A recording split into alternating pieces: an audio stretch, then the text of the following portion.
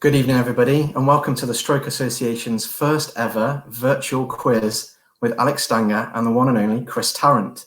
My name's Tony Banks. I'm Head of Conference and Events at the Stroke Association, and I'm also a really proud chair of the UK Stroke Assembly. The UK Stroke Assembly is one of the biggest gatherings of stroke survivors in the world. Usually, every summer, we'd come together to meet each other face to face at an event in the Midlands, where we'd connect, we'd share and inspire, and we'd take action on stroke as a stroke community. Sadly, due to the coronavirus crisis we've all been living through over the past 4 months, we simply cannot meet this year face to face. It doesn't, however, mean that we can't still continue to connect. And that's what tonight's all about, bringing you, the stroke community, together with us, the Stroke Association, to have some fun and to raise some funds. So we want to hear from you throughout. You can use the chat box function on your screens. Please introduce your teams, chat to each other, and post some questions to Chris. And if we've got time, we'll do our very best to put a few questions from Alex to Chris a little later on. We've got Natalie and Emily in the chat box from the Stroke Association. They'll be on hand to answer any questions or comments you've got for us, the charity, or if you need to know how to donate tonight, they'll be there to help you throughout the broadcast. And it wouldn't be a quiz without prizes. So we've got some prizes up for grabs tonight. If you're on social media and using Twitter, you can use the hashtag Stroke Assembly and post your team pictures in any tweet. We'll pick them up and we'll vote for the best picture of your teams a little later on. We've also got a prize for the best team name. We've seen your entries so far as they've come in. We'll be going through those throughout the broadcast and we'll announce that at the end of the programme. And we'll also pick someone randomly from those of you that kindly donate tonight. Tonight is a fundraiser for the Stroke Association. Every penny counts right now for our charity as we try to rebuild as many lives as possible after stroke. So if you have a few pennies to spare tonight, please donate. We'll post details throughout. There's a Just Giving link as well that you can access from the page right now. And we'll pick a random prize winner from any one of you that donates tonight too. So enough from me, it's time to begin tonight's quiz. And they need no introduction really, but we've got Alex Stanger from the BBC with us to host Chris tonight and to ask him some questions throughout. And then asking you the questions, the ultimate quiz master, stroke survivor and friend and Stroke Association ambassador, Chris Tarrant. So first I'll introduce Alex. Enjoy the quiz everyone and I'll see you a little later on. Hello everybody, and thanks Tony. So I'm delighted to be joining you tonight for the inaugural online quiz for the Stroke Association. Let me explain the name of the game. We are going to have 8 rounds of the quiz. After the first 3 rounds, I'm going to have a little chat with Mr. Tarrant. After that, he will give you the answers to the first 3 rounds, then on to the next 3 and so on. If you want to donate, this is very important. If you want to donate, we welcome it, we encourage it, we'd love it. So you just got to click the link, which I think is there. I might be wrong, please forgive me, but there is a Just Giving link. Please use it. I suggest you use it in the first 3 rounds because they're quite easy. It gets a bit harder. Anyway, now without further ado, let me say hi to the man himself, a guy who's no stranger to testing the old grey matter of the British public, who wants to be a millionaire quizmaster extraordinaire. It's Mr. Chris Tarrant. Chris, how the devil are you? And how the devil are you doing during lockdown? All right, I'm about to need a haircut, but apart from that, it's been a weird, scary time, hasn't it? It has actually been horrible for, the whole world. I could not. If you think back now to sort of February, how happy we all are and looking forward to our year and holidays planned. We're all right here because we've actually got a lot of room, we've got a lot of land and stuff. So compared to an awful lot of people stuck in, small flats or whatever, staring at the walls, it's been okay. And in more recent weeks, I've had my kids round, socially distanced, which is not easy with a 1-year-old trying to explain to her why she can't run towards grandpa. But it's been okay. I haven't enjoyed it. I've been at times very frightened of it. I think the whole nation has. Hopefully now we're beginning to come through it. But I don't know, 1 or 2 of the scenes I saw at the weekend and that ridiculous beach at Bournemouth. I just thought, what are you doing? It's not over. It is a scary thing. But loads and loads of charities this year, including this one of my favourites, the Stroke Association, who have been wonderful with me since I had the stroke 5 years ago now. They were great with me. They're great with my family. They're really related to all of us. So we'll get what we can for them. But let's sort of chat as we go. But basically, I mean, it's okay, and we're all still alive, fingers crossed. But an awful lot of people didn't get through it, and an awful lot of people are still having all sorts of mental problems adjusting with it, including stroke survivors. You know, because if they're on their own or they've got one other person with them, and they're trying to get better, as I did, it's hard, you know, because they can't even get people like physios around. So it's been a tough old year. But this quiz will cheer them up. Good. Okay, you ready for? Have you looked at this, Alex? I have looked at this, and I'm just going to get my answer sheet here. I don't know how many you got. Well, there's a lot. Well, I haven't answered them. I'm waiting for you to ask the questions. I'm not going, and I'm not looking at the answers. I'm playing along tonight. All right. Okay. Why do I believe you? Okay, round one, guys. Question number one. Here we go. Which group was led by Brian Ferry in the 70s? Was it A, Dire Straits? Was it B, Pink Floyd? Was it C, Roxy Music? Or was it D, The Faces? I do each one twice. Which group was led by Brian Ferry in the 70s? A, Dire Straits, B, Pink Floyd, C, Roxy Music. I should do this for a living. C, Roxy Music, or D, The Faces. Okay, question number two. Question number two of four, 3 rounds in all, the starters, then we do the answer. So number two. What shoes were first worn by North American Indians? A, clogs, B, Birkenstocks, C, Uggs, or D, moccasins? Which shoes were first worn by North American Indians? A, clogs, B, Birkenstocks, C, Uggs, or D, moccasins? Number three. What was Sarah, Duchess of York's maiden name? A, Phillips, B, Cavendish, C, Rhys Jones, or D, Ferguson? What was Sarah, Duchess of York's maiden name? Was it A, Phillips? Was it Cavendish? Was it Rhys Jones, or was it Ferguson? Okay, one more this round. Natural rubber comes from which source? A, trees, B, coal, C, oil, or D, clay? Natural rubber, where does it come from? Trees, coal, oil, or clay? I bet you haven't got 4 out of 4, Alex. Round number two. Right, what does the P stand for in the abbreviation OAP? Does it stand for A, public, B, pensioner, C, person, or D, parent? So the P in OAP, what does it stand for? A, public, B, pensioner, C, person, D, parent. Number two of round two. In the phrase, or two phrases really, if Grace is amazing and Polly is pretty, what is Lizzie? Is she A, busy? Is she B, dozy? Is she C, busy? Or is she D, lazy? I'll do that again because I think I made a mess of that one. I've got the same thing twice. Sorry, guys, one more. In the phrases, Grace is amazing and Polly is pretty, what is Lizzie? Is she A, dizzy, B, dozy, C, busy, or D, lazy? Number 4 of round two. Which of these birds can fly? A penguin, a puffin, an ostrich, or a kiwi?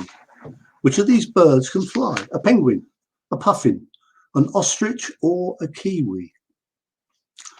Dead easy so far. Round three. What is the total number of spots on a standard dice? Is it A, 16? Is it B, 20?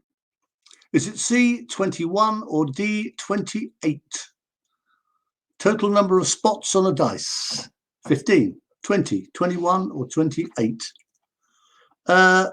Number 10, in a Punch and Judy show, what kind of creature is Toby? A crocodile. B, a mouse. C, a monkey. Or D, a dog. In Punch and Judy, what kind of creature is a Toby? Or is Toby? Is he a crocodile? Is he a mouse? Is he a monkey? Or is he a dog? 2 more this round, then we'll give you some answers. I'm dying to know how you're doing. I'm just having a look there. Oh, somebody's just... Chris, can you sit up a bit so the banner isn't over your face? Okay. Is that better?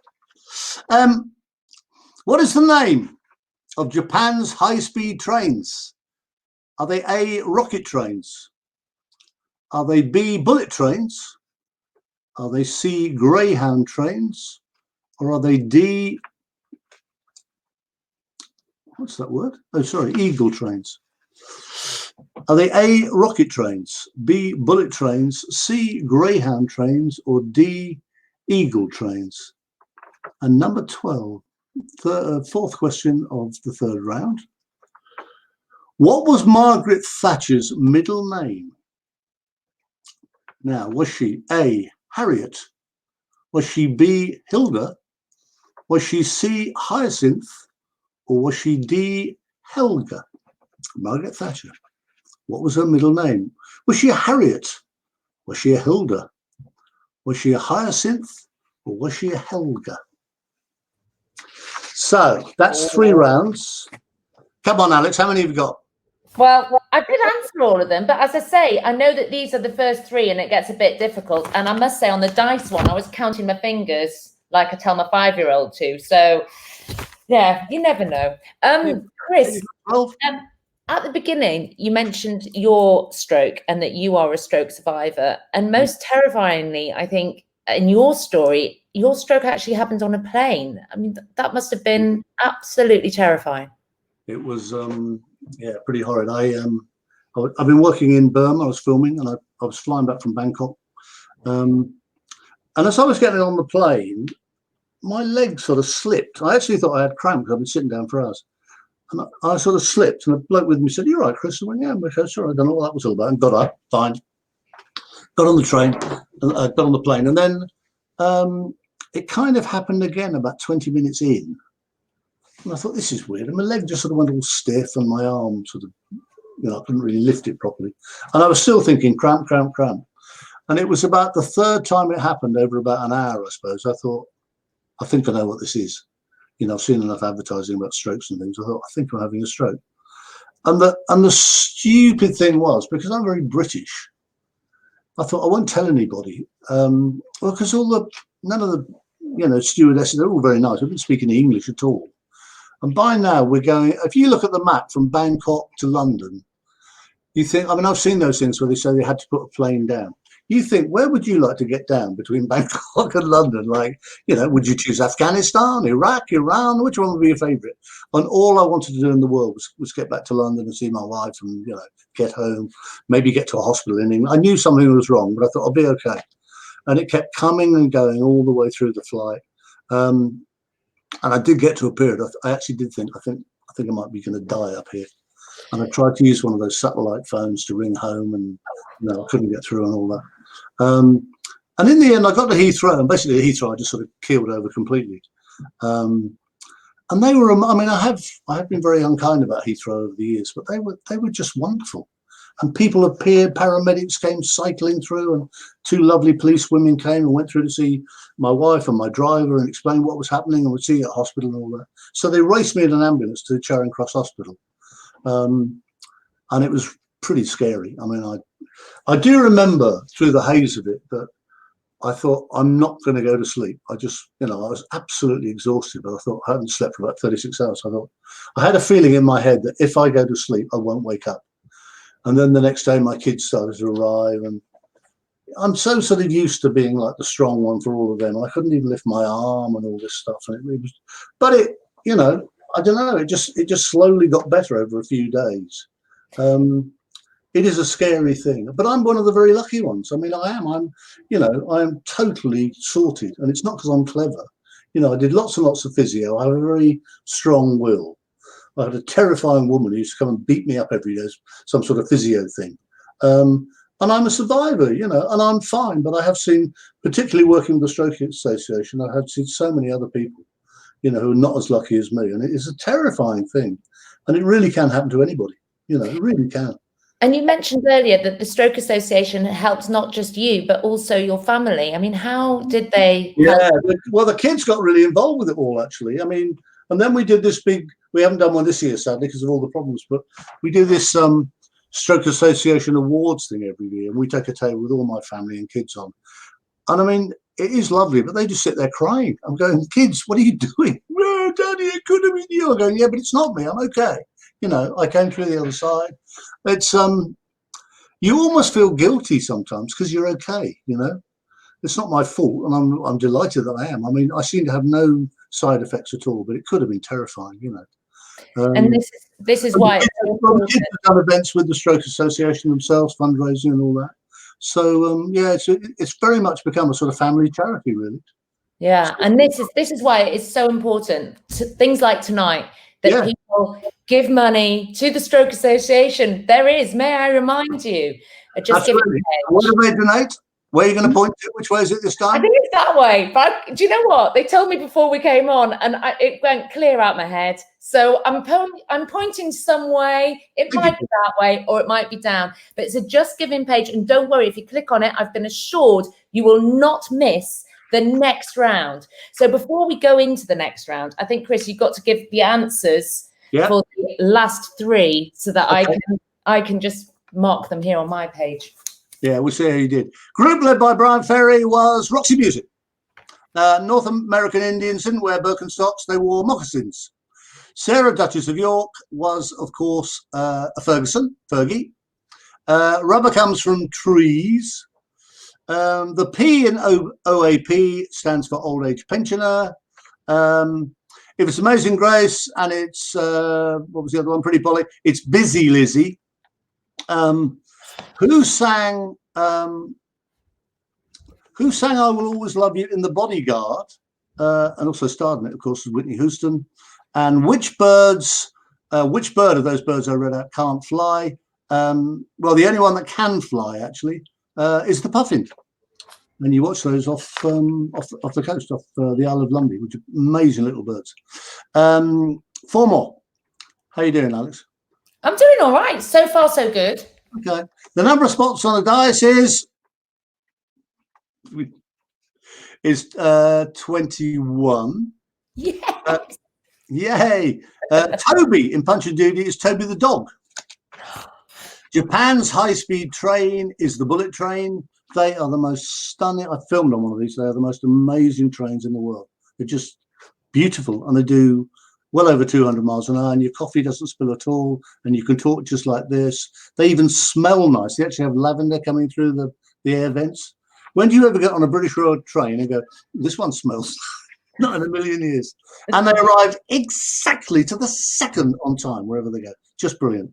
Margaret Thatcher. Middle name was Hilda. Good. So we got 12 out of 12. No, I got the Punch and Judy. I thought it was the crocodile. Hey ho. Right, come on. Let's go to the next round. I'll tell you why I was looking at you oddly just then, because a light, just what you need, a light blue. So that's why I was squinting at my script. So I'll put the bins on. I don't care.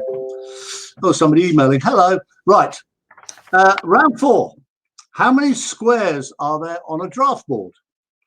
495, 64, 91, or 100? 495A, 64B, 91C, or 100D? I love this question. If you dug, I don't know who works these things out, if you dug straight up into the Earth's core from Wellington, New Zealand, what country would you come up in? So you've got your little shovel, you're down there in New Zealand. Would you come up in A, Iceland? Would you come up in B, Spain? Would you come up in C, Alaska, in which case it'd probably be very cold? Would you come up in D, Iran? If you dug straight up into the Earth's core from Wellington, New Zealand, what country would you come up in with your little shovel? Would you come up in Iceland? Would you come up in Spain? Would you come up in Alaska? Or would you come up, rather scarily, in Iran? In Australia, the Melbourne Cup. You have to say Melbourne. You can't say Melbourne. Melbourne. The biggest event in which sport? In Australia, the Melbourne Cup is the biggest event in which sport? Now, is it A, rugby? Is it B, Aussie rules football? Is it C, horse racing? Or is it D, cricket? The Melbourne Cup. Huge event in Australia. What's the sport? Is it rugby? Is it Aussie rules football? Is it horse racing? Or is it cricket? One more this round, round 4. Which of these lived at Dove Cottage in the Lake District? A, Wordsworth. B, Darwin. C, Shaw. Or D, Keats, who lived at Dove Cottage in the Lake District? Wordsworth, Darwin, Shaw or Keats? Shame I can't see you out there. See how many you got. Whether anybody got the one about digging up from New Zealand. Somebody spent days of their life working that out. What is at the, we're in round 5. What is at the center of the solar system? A, the moon. B, the sun. C, the Earth. Or D, the planet Mercury. What is at the center of the solar system? Moon, sun, Earth or Mercury? How many animals, how many characters really, are there in the Chinese calendar? 3, 12, 17 or 40? 3, 12, 17 or 40 characters, animals in the Chinese calendar. Which year saw 3 different monarchs on the throne of England? A, 1901, B, 1910, C, 1936, or D, 1952? Which year saw 3 different monarchs on the throne of England? A, 1901, B, 1910, C, 1936, or D, 1952? And number 20, which is the last question in round 5. Which TV character had a horse called Hercules? A, Dick Turpin. B, Ross Poldark. C, Harold Steptoe. Or D, Lucy Ewing? TV character with a horse called Hercules. Was it A, Dick Turpin? Was it B, Ross Poldark? Was it C, Harold Steptoe? Or was it D, Lucy Ewing? Okay, round 6. I was going to say they're getting harder. They're not too hard tonight, I think, but then I've seen them before. What was the name? Question number 21. What was the name of the character played by Sigourney Weaver in Alien? Wonderful film. What was the name of the character played by Sigourney Weaver in Alien? A, Dallas. B, Ripley. C, Lambert. Or D, Parker? What was the name of the character played by Sigourney Weaver in Alien? Dallas, Ripley, Lambert or Parker? Number 22. Which artist had the 3rd highest selling single in the UK for the whole of the 60s? So this artist, 3rd highest selling single in the UK for the whole of the 60s. You think of some of the amazing bands that were around then, selling records both sides of the Atlantic. This is purely in the UK. A, Rolling Stones. B, Ken Dodd. C, the Beatles. Or D, Jerry and the Pacemakers? Highest selling single in the UK for the whole of the 60s. Rolling Stones, Ken Dodd, the Beatles, or Jerry and the Pacemakers? Number 23. Which cartoon character does Wile E. Coyote normally chase? Neep, neep. A, Pepe Le Pew. B, Roadrunner. C, Foghorn Leghorn. or D, Porky Pig? Now we're finding your intellectual level, aren't we? Which cartoon character does Wile E. Coyote normally chase? Pepe Le Pew, Roadrunner, Foghorn Leghorn, or Porky Pig? Number 24. Hans Holbein was the court painter to which monarch? A, William III, B, Henry VIII, C, Elizabeth I, or D, George IV? That's the last one of round 6. I'll give you that one more time. Hans Holbein was the court painter to which monarch? William III, Henry VIII, Elizabeth I, or George IV? So now, Alex, have you got 24 right so far? Do you know what? There was a bit more guesswork in that round, and I couldn't count on my fingers for a lot of them. So I'm kind of dreading the next rounds because that was getting tougher. We went from I just like the idea of somebody working out if you start digging in Wellington, where you come out. In the words of Boris, it's based on the science. We're following the science. Apparently has a real answer, so it's one of them. So Chris, we've raised 300 so far. We'd like to raise some more, so please keep on giving, and you won't get booted out of the quiz. Just keep on giving, and the sign is somewhere on your screen. It's a Just Giving page. It'll give you the link. Chris, Dave has asked, can he phone a friend yet? Can he phone a friend? Oh, Dave. You know, one of the two great benefits of the lockdown, nobody until now tonight has said phone. I mean, for something like, I don't know, 19 years, somebody somewhere like Dave has said phone a friend at some point every single day. I was going to ask, what are the other thing is nobody can come up to you because of social distancing, so I haven't done a single selfie. Yes. I don't mind it, but you know that thing with the sort of grab, you go, oh, Chris, do this, yeah, mate, all that. Not one of them, because it's less than 2 meters or 1.1 or whatever it's supposed to be now. So no selfies and no phone a friends until Dave arrives. Bless him. Oh, Dave. You know, you side down, Dave, but please keep on giving. We love you. Chris, what are the phrases? Sorry, Alex. Sorry, is it mainly Is it mainly phone a friend or mainly 50-50? What are the phrases that get yelled at you in the street? Phone a friend.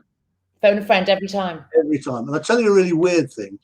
When we did the very first ever show back in 1998 or whatever it was, we did like 10 shows. We did one a night for 10 nights.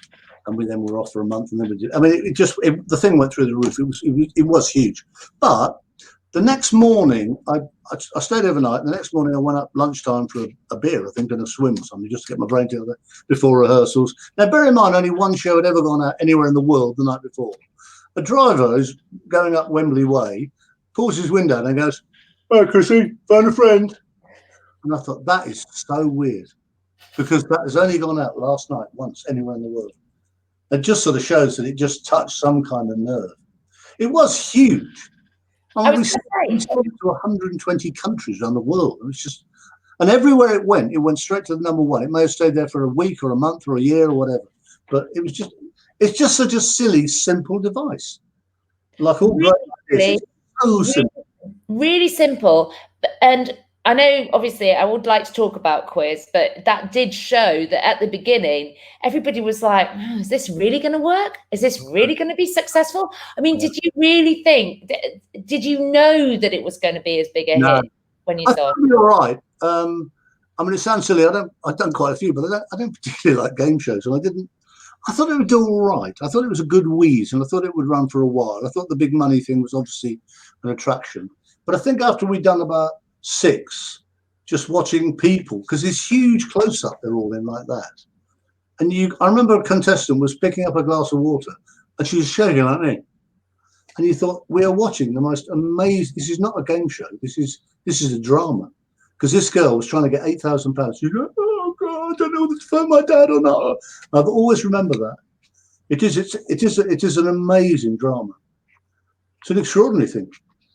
Were there any points where, I know you couldn't have done, but did you just feel very sorry for some people and you just wanted to urge them not to pick B when they should be picking C. No, you couldn't do it because because all credibility would be blown, wouldn't it? Sometimes, that's why I developed this gormless sort of, this face that showed nothing. But people used to say, I can tell by the way he looked at me, he was trying to, and I'm not, I'm really not. I thought it's just not fair, because also I might give them a look and they might think, oh, he knows it's the right, or something. And if you lose, not so much with celebs, but if you lose a member of the public who's desperate, never mind the silly money, who's desperate for 16 grand, which is more money than they've ever seen in their life, tax-free or whatever, you can't mislead them. You can't, it will be all, no, I never did. I wanted to sometimes. Equally, there were one or two people I thought, I just hope you don't win anything and you go home with nothing. But I never did that either. Not many, most of them are very nice, actually. I mentioned quiz. What did you think of Michael Sheen's portrayal of yourself? It's very weird. There's a thing goes around somewhere on social media, a little clip that my daughter took of my grandson going up to the screen shouting at Grandpa. Darling, it's not Grandpa. And that's how good Michael was. And Michael said it's the best critic he's ever seen. I mean, it's quite extraordinary. I thought the wig was a bit naff, and I thought, in fairness, I mean, because I spent years and years of my life with headphones on doing radio, you do most people don't know what they sound like, and I do know exactly what I sound like. So I know all the impressionists like Rory Bremner and Mike Osmond and co. I know just how close they are or not. And Michael Sheen was close, but wasn't perfect with the voice. Not perfect. What he was brilliant at was my body language and the weird. I behaved so oddly, and I thought there were things he'd do. He's standing next to a contestant. He does the sort of thing with his leg, like a sort of demented duck. And I'm thinking, God, I really do that. And the way he got into a chair was kind of. He spent hours, I know, hundreds of hours, just staring at me, which is not much fun for a boy.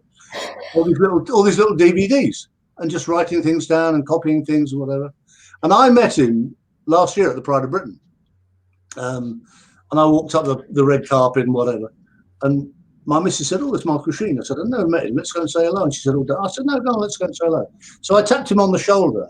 Now, bear in mind, he's been looking at little DVD-sized things of me for 6 months. And suddenly this great big 6'2" lump taps him. And he literally turned and went, whoa! It's like a goldfish getting out of the bowl and going in like that. But we got on really well. And we wanted, when the thing was going to go out, quiz was going to go out, we were supposed to both be doing lots of television promotion, Good Morning Britain and all that stuff, sitting together on the sofa. And we never did it because, the world changed.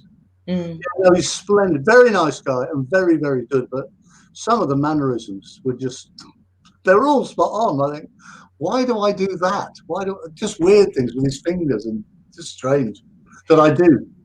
Do you, I mean, obviously the coughing scandal was such a huge part of, well, obviously that was what quiz was all about. Yeah. But, when you look back at that time, it feels like it was a drama. It feels like it was made up. I mean, could you believe it whilst it was happening? No. I mean, don't forget, I've always said I hadn't a clue. This is all going on this close to me, and I didn't know. But I'm not kind of looking for it, You just don't expect a serving British Army major to come on and try and nick £1 million. But once I'd seen the tapes afterwards, I mean, I just thought he was a very, very odd man, but somehow getting there because he knew nothing. But once I'd seen all the tapes and stuff, and I sat with the fraud squad going through hours of tapes, it was like, oh my God, I can't believe I missed it, really. I mean, I know they were trying to pretend that he was possibly not guilty. I'm sorry, but he was guilty as Guy Fawkes. And as far as Who Wants to Be a Millionaire is concerned, how far do you reckon you would have got had you been a contestant on it? Would you have got the million? I don't think I would, but my driver would. Jim, my driver, would have got $1 million. He's just the most amazing man. He knows so much stuff. And he always said, why can't I go on? I said, you can't, mate, because you're my driver. And there'd probably be a bit of publicity about Chris Tarrant's driver wins £1 million. Now, I'd have got stuck on early stuff, probably. I'm good on sport and stuff, but anything to do with, anything to do with soaps or, anything to do with reality television, The Life and Times of Gemma Collins. I would have rather thrown myself under a bus. I don't know. It is hard. Getting 15 out of 15 is hard. There's always something. It's like, I don't know, you know. Well, I hope that people aren't sitting there going, I don't know tonight. I must ask you a question, and it's coming in from Alan. We're doing the quiz, by the way. We are getting back to the quiz, I promise. Okay. I just want to ask me. All right. One question from Alan. He's asked, do you still see the Tiswas gang? It's whenever, I mean, bear in mind the stuff I've done and how long ago it was, before you were born, Alex. I love you for saying that. I love you too. It was just a ridiculous program, but we had such a hoot making it. But if I do an after dinner now and I do a Q&A, bear in mind I've done, 17 years on Capital Radio and Millionaire and Tarrant on TV and all sorts of stuff. The first question will always be about Tiswas. It just stuck in people's brains. It's like, you have to be of a certain age now to have watched it. Sort of students and stuff were around at that time, and obviously kids, but mainly grown-ups. Very silly grown-ups. Shall I do some? Oh, sorry. Do I still see the gang? Yeah, I see Lenny quite a lot. Well, I mean, having said that, I've seen nobody since March. I saw Lenny quite a lot, bless him. I see Sally, because Sally makes school uniforms for my kids. It's all very corrupt. I see Carolies once in a while. Yeah, we all keep in touch. And when we do something together, I mean, I suppose it's like a Python thing or a goodies or whatever, but we just walk into a room and we just carry on a conversation as we saw each other the day before. And it might well not have been for 8 years or something. We did a Tiswas Reunited thing about 4 years ago now, and we had the best night. I mean, we laughed so much. We just were sort of back in the groove of it. It was one of the best times of my life, considering it was. I remember once rolling about in custard with Annie Lennox and Sheena Easton, thinking, I'm being paid for this. And I just thought, what a great job. Alex, can I just sort of nag you? Have I done the answers to the last round yet? Because I've actually haven't. You haven't. But I think you can. But can I just say before you do that, please remember to keep on giving the Just Giving there, please, to the Stroke Association. There we go. That way. Right, Chris. Okay. Yeah. Yes. The number of, it's all right, because this lamp that went out, it's very annoying. It suddenly plunged me into darkness. I thought, I can't read any of this. Right. The number of squares on a draft board is not 491, it's B64. Now, I want to know what you did for this one. Alex, I'm going to put you on the spot. If you dug straight up through the Earth's core from Wellington, New Zealand, where would you actually come out? What did you say? I'm really ashamed of myself because I don't think this is going to be right. Iceland. No, it's stupid. That's really stupid, isn't it? I'm thinking, yeah. It's actually Spain. Oh. Actually, B Spain. I wonder how many people got that. Yeah. Okay. Right. Carrying on. Sorry. The Melbourne Cup is it's not rugby or cricket. It's actually a big horse race. Dove Cottage in the Lake District was the home of William Wordsworth. The centre of the solar system is the sun. The Chinese calendar has 40 characters. I can't remember what I am now. What are you? I think I'm a rat. Are you a rat? I've got it somewhere in my head that I'm a rat. Yeah. I think I might be a snake. I can't remember. I know it wasn't very flattering. The year we had 3 different kings on the throne of England was 1936, because there was an abdication. So there was a king that died, a king that abdicated, and then the new king, King George VI, took over all in the same year. The TV character who had a horse called Hercules wasn't Paul Dark or Dick Turpin or Lucy Ewing. It was C. Harold Steptoe. Harold. And his horse was called Hercules. In Alien, Sigourney Weaver's name was B. Ripley. Go on, Alex, I'll do another one with you. Sorry, this just because I can. The third highest selling UK single in the 60s was... Right, okay. No, don't make me do this. Jerry the Pacemakers, I put, but that's obviously not going to be it, is it? No, it's Ken Dodd. I just think that's the best question. Ken Dodd, very much the whole of the 60s. Tears for all that one. So the biggest selling single of the whole of the 60s was She Loves You by the Beatles. The second one was I Want to Hold Your Hand by the Beatles. The third highest selling single throughout the whole decade was Tears for All the Years by Sir K. Dodd. And then fourth was Can't Buy Me Love, which he outsold. And fifth was I Feel. The Beatles had 4 at the top 5 and Ken Dodd had the 3. He also outsold Help, Hard Day's Night and Hey Jude. Oh, and All You Need Is Love. I just think that's a wonderful quiz fact. You wouldn't be the only one who didn't get it, don't worry. Where was I? Oh, yes. Wile E. Coyote is always chasing Roadrunner. And Holbein was the court painter to Henry VIII. Okay, so that's up to round 6. 2 more rounds. I don't know whether there's any way we can tell how people are doing. They're probably lying, aren't they? Dave James Shearer says, what is the proudest moment of your career? Well, this. I can ask you that for James, Dave James Shearer. What was the proudest moment of your career, Chris? I got a Lifetime Achievement Award at the Royal Albert Hall, the television awards thing, which is great in itself. And they did this thing. Sir Trevor did it. Sir Trevor McDonagh did it. And he said, and finally, Chris, and he gave me the big cup. And I was really made up because the Albert Hall is such an amazing place anyway. And he said, and now it's an old friend of yours. And this creature came on, the Phantom Flamfling, this man in black. And I thought, I've got my dicky bow on. I'm all done up, looking very pleased with myself. And I thought, who is it? He's going to hit me with a custard pie. And he sort of weaved a bit. And I thought, it's not the Phantom Flamfling, because he was sort of shorter and fatter. And I thought, who on earth is it? And I thought, it's not Sally, it's not Lenny. And he took the mask off, and it was my dad. And I was just like, oh. And I just gave him this huge hug. We both burst into tears. And we sort of looked up, and I thought, God, this is me and my dad in the Albert Hall. It just doesn't get better than that. That was a wonderful night. It was a choker.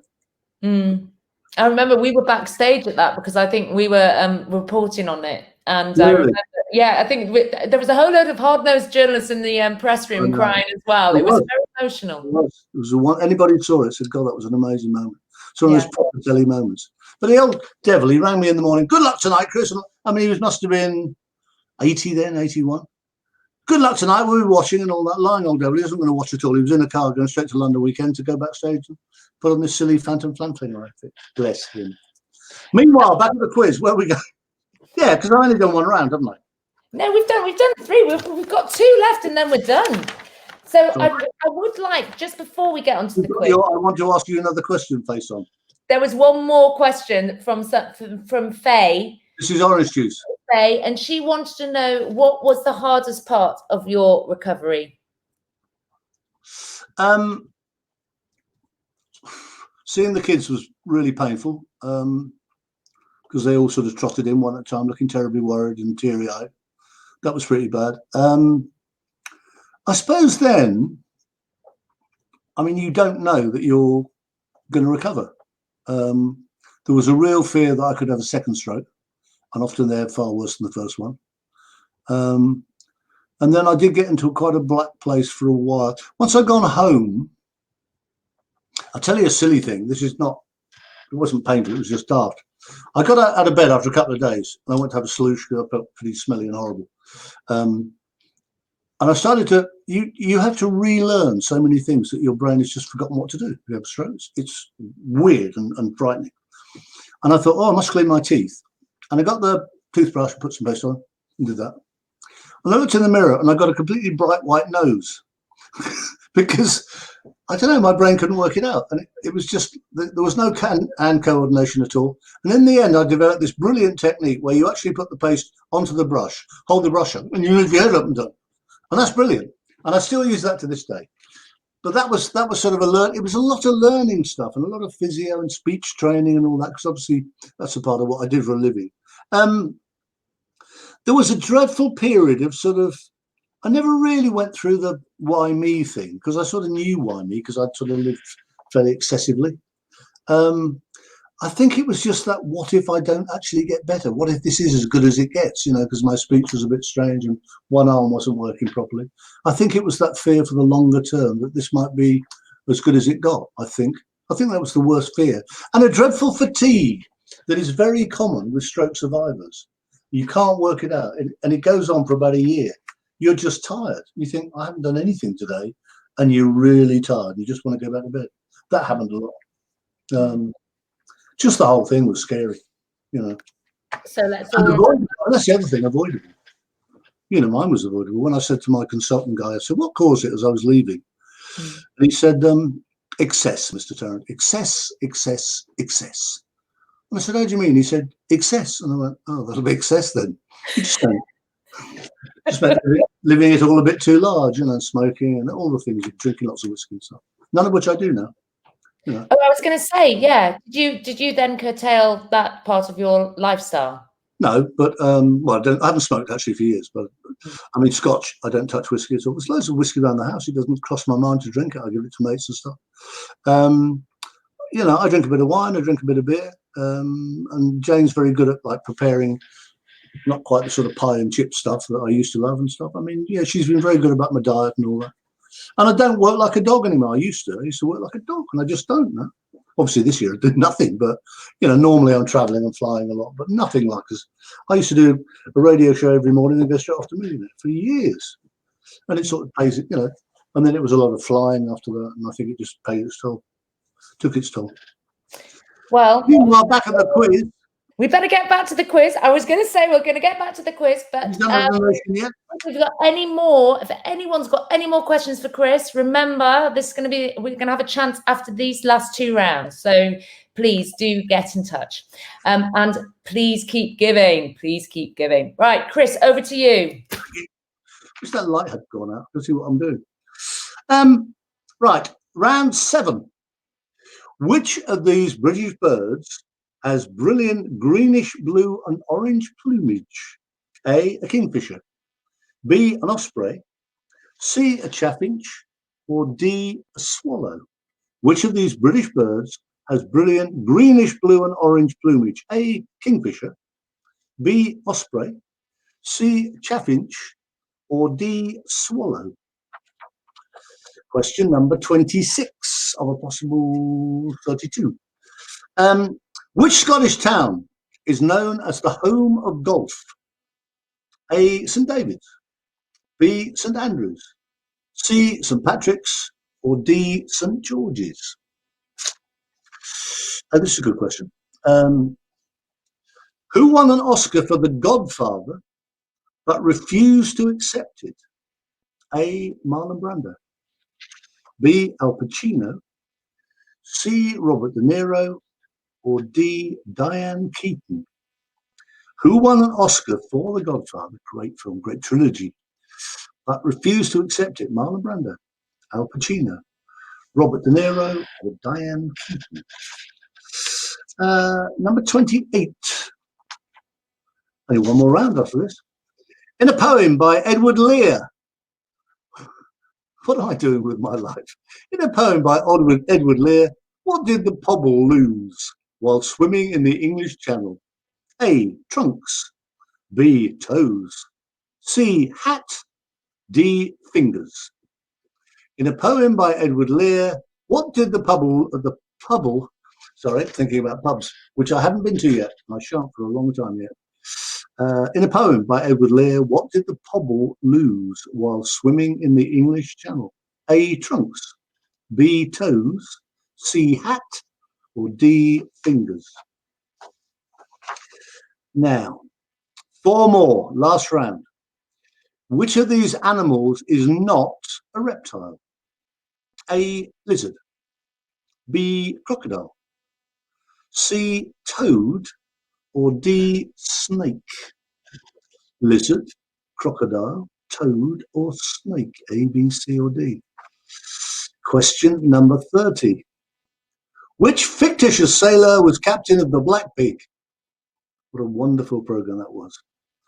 A, Captain Pugwash, B, Long John Silver, C, Black Jake, or D, Popeye? Which fictitious sailor was captain of the Black Pig? A, Captain Pugwash, B, Long John Silver, C, Black Jake, or D, Popeye? 2 more. In which country does the Bosphorus Bridge join Europe to Asia? In which country does the Bosphorus Bridge join Europe to Asia? A, Captain Pugwash. B, sorry, I'm beginning to lose the will to live. Captain Pugwash did not link the Bosporus Bridge to Europe and Asia. Israel, Greece, Albania, or Turkey? Captain Pugwash does not feature in this item. I'm so sorry. In which country does the Bosporus Bridge join Europe and Asia? A, Israel. B, Greece. C, Albania, or D, Turkey? One more. Found in northern England and Scotland, what are fells? A, lakes. B, woods. C, streams, or D, hills? Found in northern England and Scotland, what are fells? A, lakes. B, woods. C, streams, or D, hills? So that's all the questions. In a minute or two, all the answers. So, yes, I'm sorry about Captain Pugwash. I jumped 2 pages. And one of my books went out. So I've got some questions. And first of all, this isn't actually a question. This is more really a shout out. Paul from Neathport Talbot Stroke Group still talks about the time he met you in the Life After Stroke Awards. Can you give him a hello, please? He's the chap who was rubbing your trousers. Oh, yes. Do you remember? Very well, you know, not many men rub my trousers. A very strange man. Yeah, he was a good bloke, actually, yes. Hello. So Paul is watching at the moment. Paul, yeah, he wants a hello. It's top chat. It's good fun. I won't explain why he was rubbing my trousers. It was just a moment between 2 adult males. I can't begin to explain. I just meet weird people, okay? I don't think Kerry is weird, but she would like her husband, who is unnamed here, would like you to give a shout out to Kerry. And then I've got a question. So do you want to do the shout out to Kerry or the question? What you mean when I go, hello, Kerry? That's it. You've done it. Good. So what, her husband or what? I don't know what the husband's called, but it's the husband of Kerry is asking, if you could host any show now, which one would it be? Do you know, I don't really want to. This sounds really naff. I don't really want to do one. I quite enjoy being locked down. I kind of don't. Maybe I'd like to bring the Jeremy Kyle show back and do it, but where are those people? You know, those people every day with tattoos and bad teeth. Where are they all now? Where are they gone? Where is their little television home? What do they do? And also, where is Jeremy Kyle? He just sort of disappeared.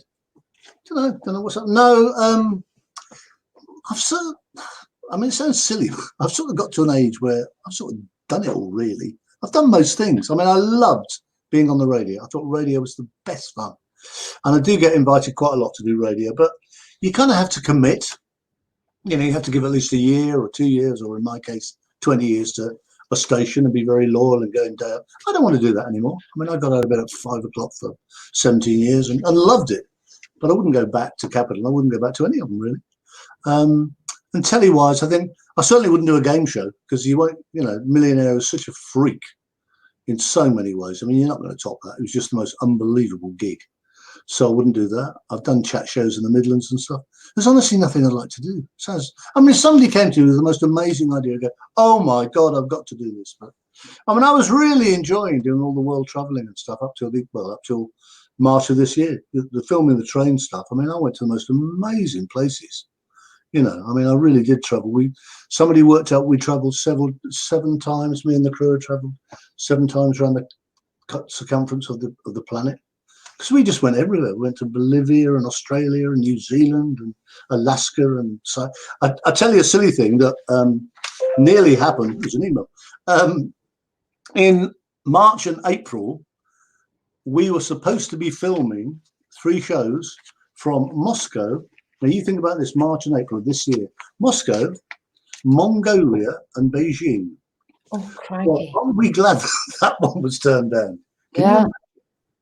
And it was only about a month to go. We went, wait a minute, what's going on? Because, you know, we had no idea really what there's a bit of trouble in China. But they're clear the enormity of what's developed, So no, that one was definitely, and I can't imagine. I just can't imagine we'll ever do it again. It's a shame, but I just can't see me racing back to Beijing.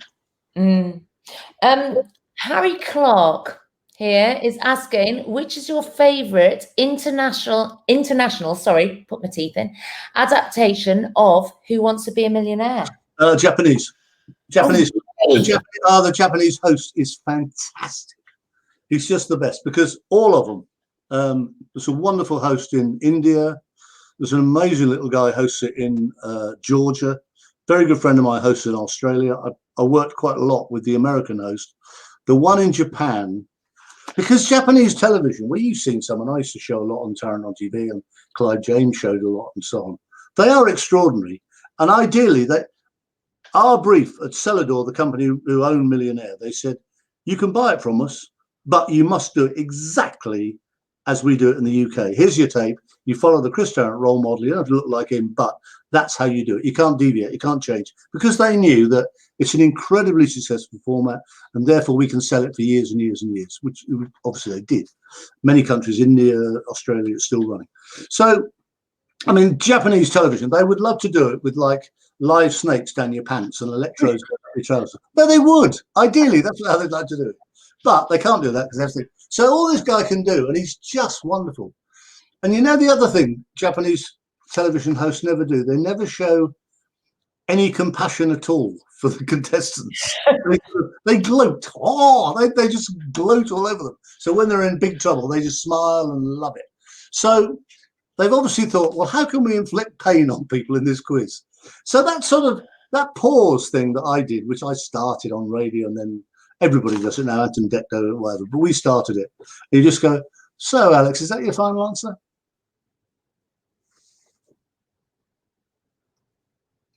Now that's about 2 seconds. That feels a long time. The Japanese host does it anything up to 60 seconds. It's just the most amazing thing. And the contestants go, please tell me. And he will suddenly scream, final answer!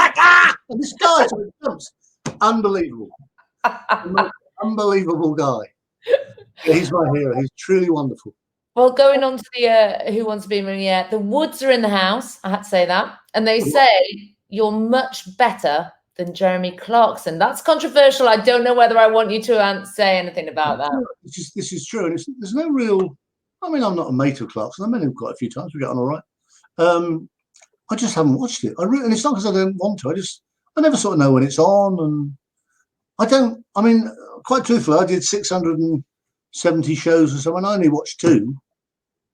I watched the first one, back to see if it was any good, and I watched one about 5 years in. So why am I going to? I don't know.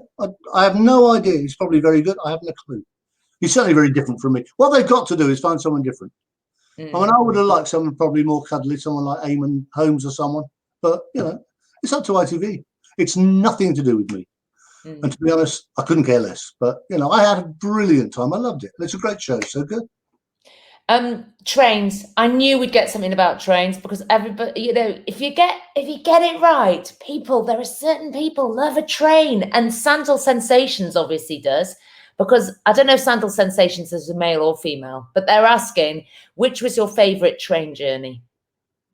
Ooh. Well, that's really hard because we did some great ones. I loved Canada. I loved Alaska. I really enjoyed Australia. Oh dear. I love the trains. See, I'm not a great train. I don't particularly love trains. I like railways. I love railway journeys. I think Bolivia, because it's just the most, what you see is like without these trains, and it's the same all over the world, the same in many parts of India, same in most parts of the world. Before the railways, people would just live and die, no more than 5-8 miles from where they were born.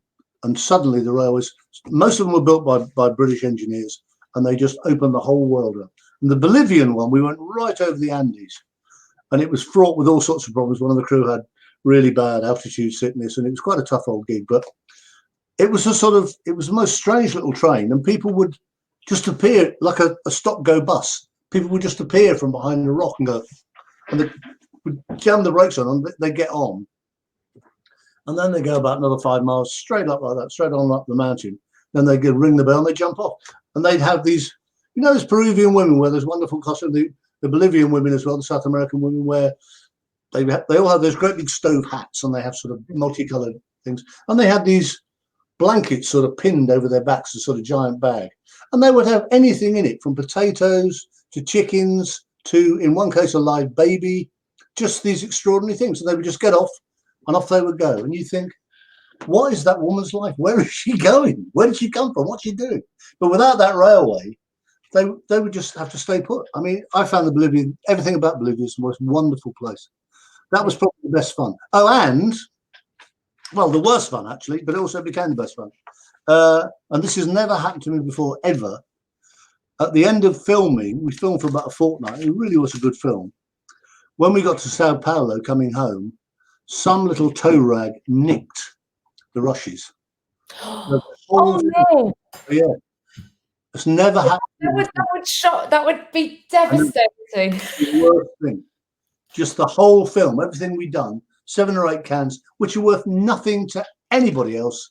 They were just in a nice bag, and we're loading all the stuff onto, you know, all excess baggage and loading up the carousel and all that.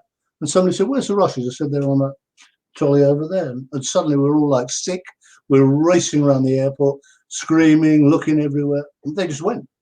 We put up and also we were literally in the airport about to get our plane to go home. We had to ring the producer, boss man back in England, so I'm really sorry that very nice film has been stolen. It was awful. It was like a kind of bereavement. Oh gosh! The crew and I were just gutted. How many filming were? The good news is we then went back about 18 months later and shot the whole film all over again.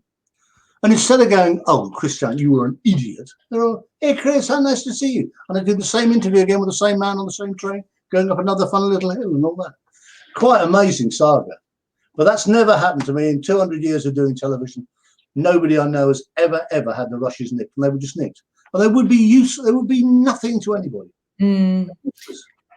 We've had a few more stroke-related questions from Richard, aka Dolly and Kenny. Did you laugh and cry more after your stroke? So that again, Did you laugh and cry more after your stroke?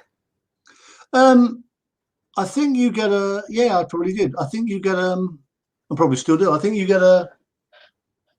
get in proportion what's important. Definitely. You see your life in much more specific terms of like, this is a wonderful moment, this is deeply sad and all that. And yeah, I think I do cry more actually. I don't cry a lot, but I do cry more. I think things with my kids, I get tears in my eyes. Silly television programs, there aren't many, but I suddenly find myself getting all weepy. And I think it's about the fact that you nearly lost, not necessarily your life, but lost your mobility, lost the quality of your life. So yeah, I think that's true. I laugh a lot. I laugh at my kids a lot. I laugh, now I must tell you this because it's just so sweet. Because we can now socially distance and we can have, I don't really understand the bubble, but I really don't. Sorry, Boris. But I can now have my kids and my grandkids to stay, and they can stay. They stay in a little house up top, but they can't stay in the house. So I can meet with them and have drinks between us and don't touch the same glass and all that stuff. And my little grandson came around at the weekend. He's a really cool guy. He's a bit of a thug, but he's a great little guy. And while I was sitting there having quite a drink and talking to his mum, he learned to swim. And it was just the best thing. I went, he can swim. 10 minutes ago, he's sort of struggling a bit and doing a bit of, and then suddenly we all went, he's swimming. And that's just the best feeling. Wonderful. Did you have a tear? Sorry, it's been a cough. Did you have a tear? It's not a new cough, by the way. Yeah. Oh, yeah. Why are we crying? We're thrilled. We're delighted. Yes. Yeah. He got down. I thought, I bet he can't do it again. He's off there now. Yeah, so that's it. He's done. He's got it. Jason would like to know, if you met someone tomorrow who'd just come around after a stroke, what would you tell them to help them through the first month of recovery? I would tell them, because I rang a guy the other day, an old mate of mine, he's had a stroke, and I just said, you'll be all right. 5 years ago, 6 or 7 years ago, you may well not have survived. You will almost certainly survive, like I did. and the quality of your life will be okay. And another thing is, don't be in a hurry. Don't be in too much of a hurry to get better, because there was a period a bit when I did. You'll be okay, and just be brave, and just do what they tell you, do your physio, however much you hate it, do all that stuff, and hopefully you'll be okay. I think most people now do sort of. Excuse me, I'm coughing. Oh dear. Most people now do seem to turn the corner. I mean, through the work of people like the Stroke Association and just the doctors and everybody, the drugs they've got. It used to be a lot of things.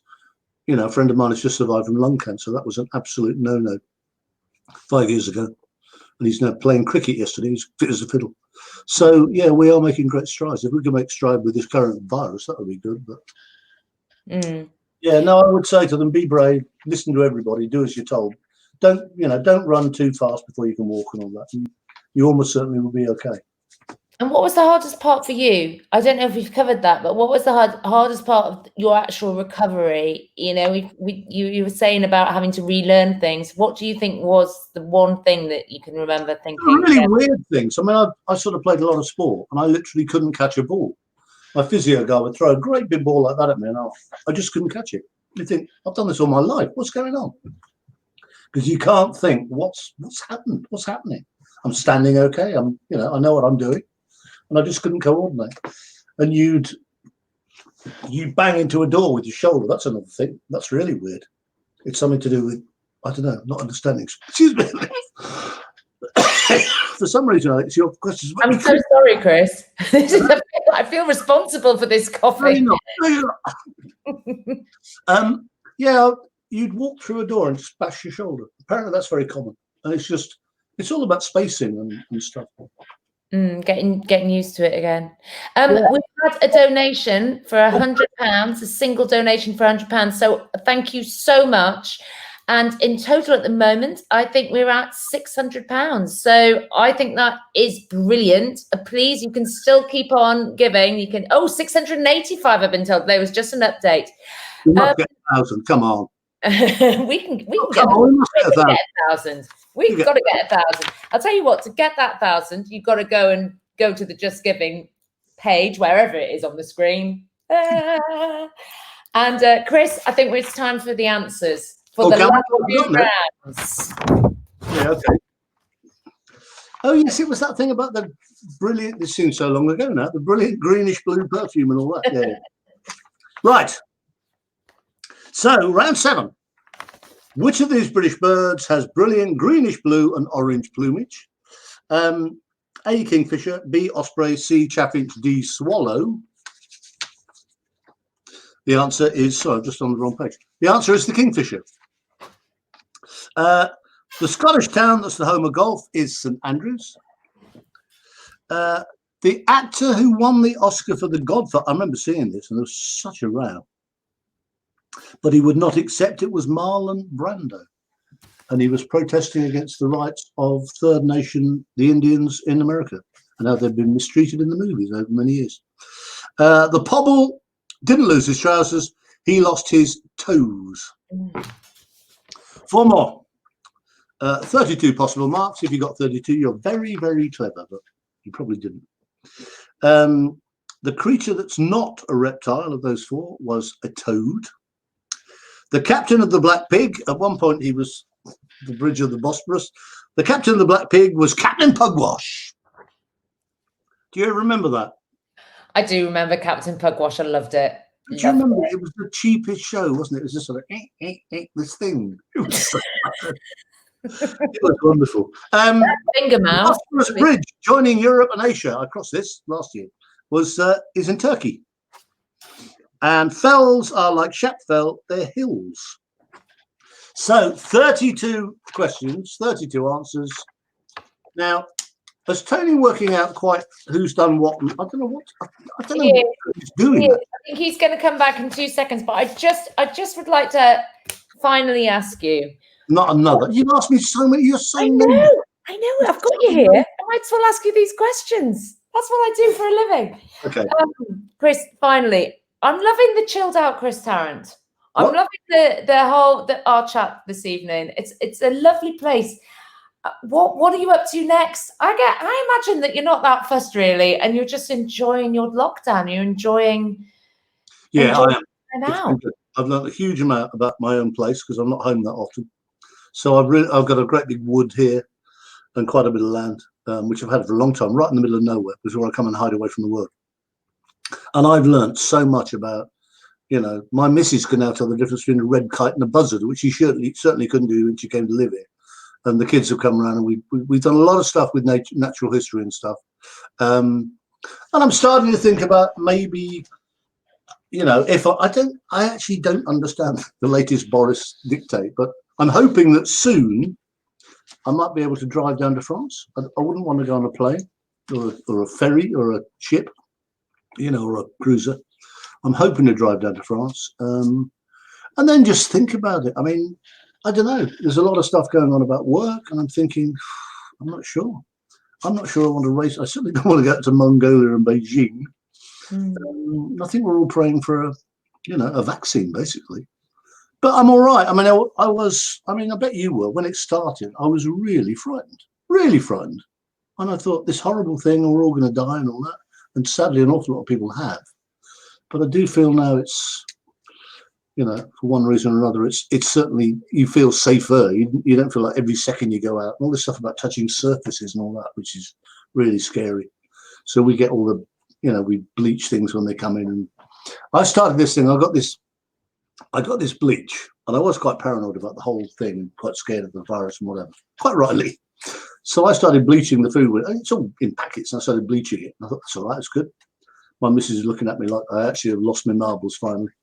And then the next week, I got this extra strong domestos bleach, which I thought was good and strong. That'll kill the virus. Spray. My missus comes down 10 minutes later and she goes, I've got a chocolate biscuit here that tastes of domestos.